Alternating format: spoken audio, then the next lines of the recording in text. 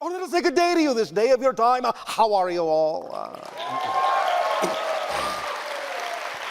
All right. All right, thank you. First and foremost, we will once again thank each and every one of you individually and all of you together collectively for the co-creation of this interaction and the allowance of this transmission this day of your time. Every single time you offer us an opportunity to interact with each and every one of you, it is a gift for us. So we thank you for that sharing, for that gift. In this transmission, which we have titled The 7 Neutral Needs, we would like to begin this way. Now, many people on your planet have discussed with us that when they find themselves in certain circumstances, they do not necessarily know the difference between what it is they need in life and what it is that they often say that they want in life. There is a big difference between the idea of the energy of what you need and what you may want. Now, sometimes they might coincide if you get lucky. But the idea is that many times what you want might often be the product of what you've been taught to believe you need that may not actually be what you really need in life.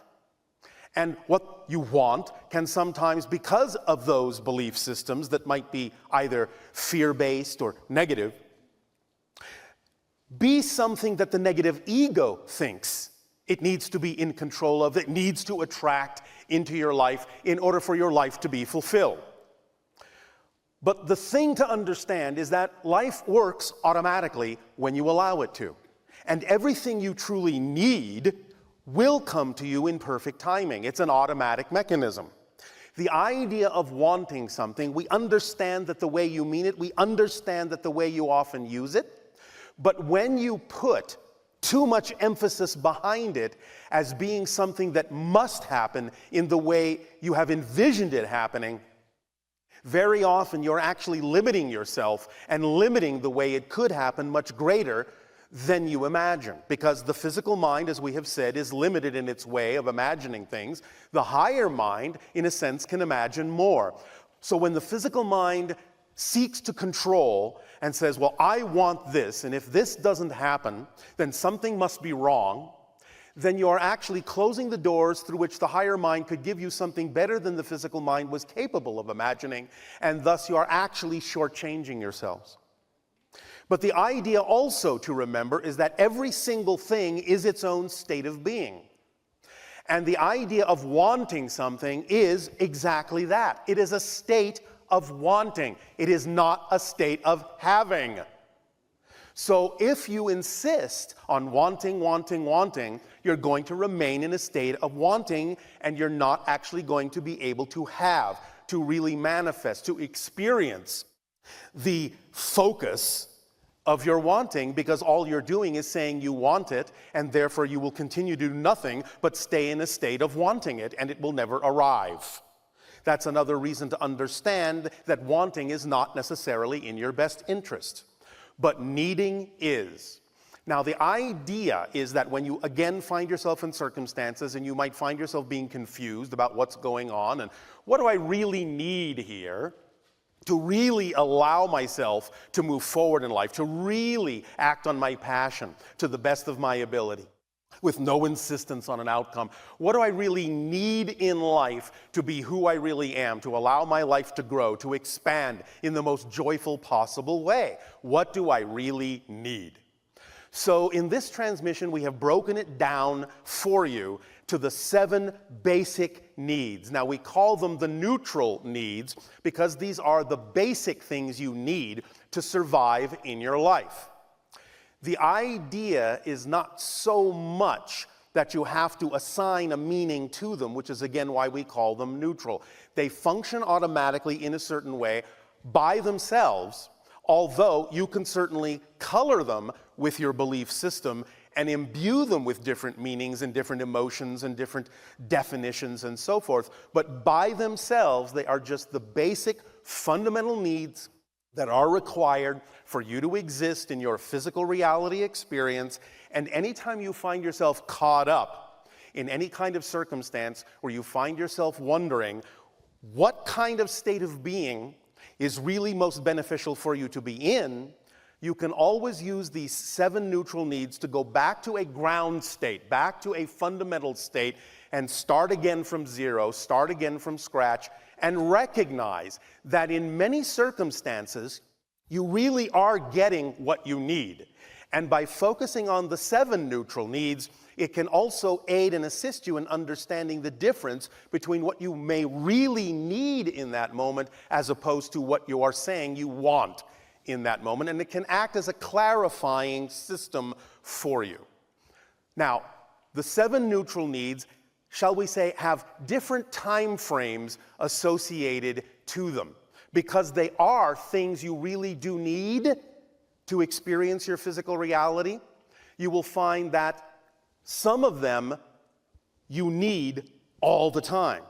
Some of them can take weeks before you realize you need it. Some of them can take years before you realize you need it, but you really need them all. The idea is that without them, you will either quickly or slowly die. That's how you know they are actually fundamental needs. The ones that take years, in a sense, can seem misleading because you might feel, well, I'm still fine, I'm still breathing, I'm still moving along. And so you can fool yourself into thinking you don't need it, or that you are altering it in a way that is not really in alignment with the need. But nevertheless, all we're saying is the difference between the needs that are quick and the needs that take longer is just that you either die quickly or you die slowly over time.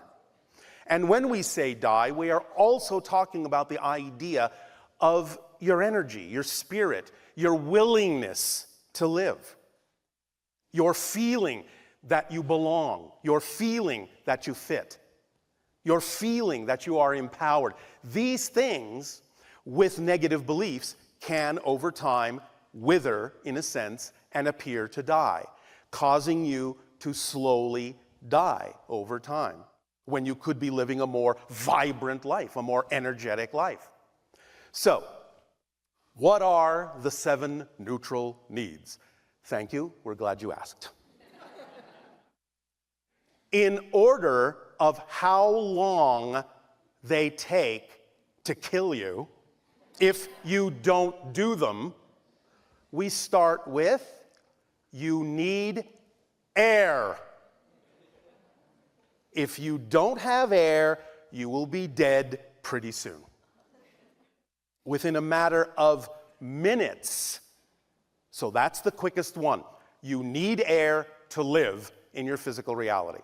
Next, you need water to live in your physical reality. Without water, you will probably die in about a week. So that's a little longer. Next, now, many of you may be thinking, well, next, I need food. That's not the next thing. Next, you need sleep. You need to dream. You need to reconnect to spirit. That's what sleeping is for. That's what dreaming is about. You need to re-energize your physical battery. Without sleep, you will only last about 11 days. And then you will die. And sleep a lot longer than you intended to. Next is food. You need food in general. Now, please understand, before we go on, of course, there are always some exceptions. There are people who are of a state where they can be breatharians and so on and so forth, and they may seem to not need food for longer periods of time.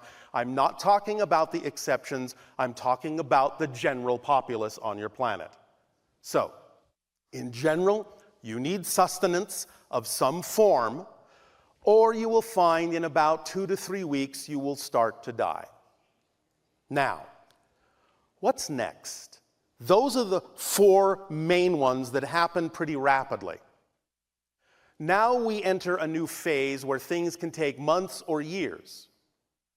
So, what is next is you need some form of shelter. Now, when we say shelter, we don't necessarily mean it has to be a building or a house. Your environment can be your shelter if it is the kind of environment in which you can thrive. So, for instance, people on your planet who might live on a tropical isle where the weather is always fine will find that that will be shelter enough, and they won't necessarily have to live in a dwelling in the classical sense. But you need some form of shelter, even if it is simply your environment that is beneficial to you. That is still a shelter, the shelter of nature, the shelter of earth that is in accord and in alignment with the human form to sustain it. Next, you need some form of connection, relationship, in some way. I understand that sometimes people may be on journeys where they seem to spend a long time alone. But that doesn't mean they're not in a relationship. The relationship doesn't have to be with other human beings. It can be with animals, it can be with trees, it can be with spirit, it can be with a rock, it can be with God, but it's a relationship. You have some sense of connection to life, connection to nature, connection to existence and spirit, connection to your essence and your being. You have a relationship with all that is in some form of expression. Without that, again, it may take years, but you will slowly die without that connection. Which brings you back to the idea of sleep, because again, that's what the sleep is for, to make that connection. Now, as we have said, on our world, we no longer eat, we no longer sleep, because we are always connected, we are always sustained just by the energy of the universe. We have evolved to that point, and eventually you will too. But right now, again, as a generality, you will find that most of you need some form of relationship, some form of connection, some form of exchange with consciousness, some form of reflection that allows you to get in touch with the things you need to be more of who you are, the things you need to grow. This is a true need. The final need is what you might call creative expression. In other words, when you allow yourself to be who you are, it must be expressed. This is where acting on your passion falls in. This is where you express the aspect of creation that you are. You express the connections that you've made. You express the energy that has sustained you in life. So you need some form of personal, creative expression that is unique to you, that allows you to know, that allows you to shout that you are alive, that allows you to shine, that allows your spirit to be counted, to be seen, to be known, to be felt, to be understood. Those are the 7 neutral needs. And again, the idea of some of the later ones, like not expressing yourself creatively, not expressing, not stating who you are in some way, shape, or form by following your passion, can take years to kill you if you're not doing it. But you will slowly be dying.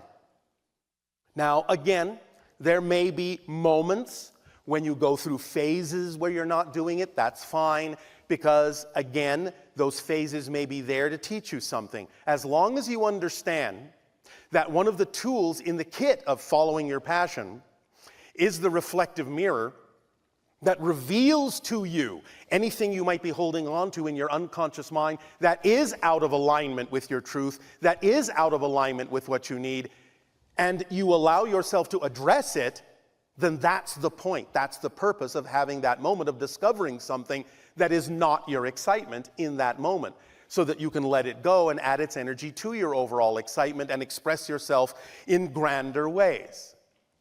The idea, therefore, paradoxically, of the reflective mirror, while you're following your excitement, revealing something to you that is not part of your excitement, is part of your excitement. To find out what doesn't excite you is part of your excitement, because when something manifests in your life that might be representative of what you don't prefer, You can use that in a positive way by recognizing that it might be there as a clarifying point to show you what you don't prefer much more clearly, so that you can see what you do prefer by contrast much more clearly. That's how to use what you don't prefer in a way that you do prefer. So again, the expression of your truth, the expression of your being by following your passion to the best you're able, with no insistence on a particular outcome, because you really don't know what's supposed to happen. You may think you do, but that's where you go back to the negative ego. That's where you go back to the idea that the ego thinks it has to control everything. That's where you go by the idea of wanting. I want this to happen. This has to happen. It's really got to happen, or something is wrong. Something went wrong somewhere. I'm off my path. No. You cannot be off your path. You are your path. The only way you can experience as if you're off your path is by assuming that something that has happened in your life cannot possibly be there for a positive reason. Remember, remember, remember. This is what you need to remember. It doesn't matter what happens. It only matters what you do with what happens. That's the key. That's the secret. But when you find yourself in a puzzle, in a conundrum, when you feel like you have forgotten, just go back to the 7 neutral needs. Let's see. I'm still breathing. I'm doing pretty good. I've got number 1 on the checklist checked off. Got that down pat. I need some water. Oh, all right. I might be a little thirsty, might be a little dehydrated. All right, glug, glug, glug. Check that off your list. I need to get some sleep. I'm feeling really tired. Why am I tired? I'm exhausted because I've been trying to be someone I'm not, which is the most tiring thing you can do. So I am now excited about resting. Rest, regenerate, connect, re-energize your batteries. Now, perhaps, when you wake up, you are hungry. Get some food. Put it in your body. Whatever it may be that works for you. Listen to your body consciousness. Listen to your intuition. You don't have to force yourself to be more spiritual. Yes, it's important to lighten up, but when your energy is on a higher frequency, you will automatically lose the urge to eat certain things that might have a heavier energy. There is no reason to force yourself there, which is an oxymoron, and it doesn't work anyway. Listen to your body consciousness. It knows what you need, and it knows what you don't need. So, pay attention to that. Then, all right, got that all checked off, those first 4 biggies. And now, some shelter. The idea of, are you in the environment that excites you? Because remember, when we talk about doing what excites you the most and following your passion and acting on it, it has to be a complete thing, a holistic thing. Doing what excites you, in the way it excites you, how it excites you, where it excites you, with whom it excites you, will automatically allow your synchronicity to lead you to the place that is most representative, that will bring you the form of shelter or environment that you need to allow you to be who you really are and continue to grow. And also the idea of connection. It will again synchronistically bring into your life all those of whatever type of being that really is most representative of the connections you need to make in order to discover more relationship, more about yourself, more reflectivity, more information that you might need to add to your understanding of your being and your theme of exploration in this life, and help you grow and expand. And then finally, yes, the expression of who and what you are. Your purpose in life is to be you as best as you possibly can. That's your purpose. The expression of your purpose will be as different as there are as many people, because that's just an expression of your purpose. Your passion is the expression of your purpose, but the vibration, the frequency of your passion is who you actually are, is your frequency of existence, is your essential self. So expressing yourself, acting on your passion to the best you're able with no insistence, so you don't get caught up again in that idea of wanting, which isn't necessarily aligned with what you truly need. And if you can check all those off, you're doing pretty good. You're really doing all you need to do. You're really doing the best you can. And you can start relaxing into the idea that life works automatically. You can start allowing synchronicity to work for you in positive ways rather than negative ways. Because remember, synchronicity is always working. Always. It never stops.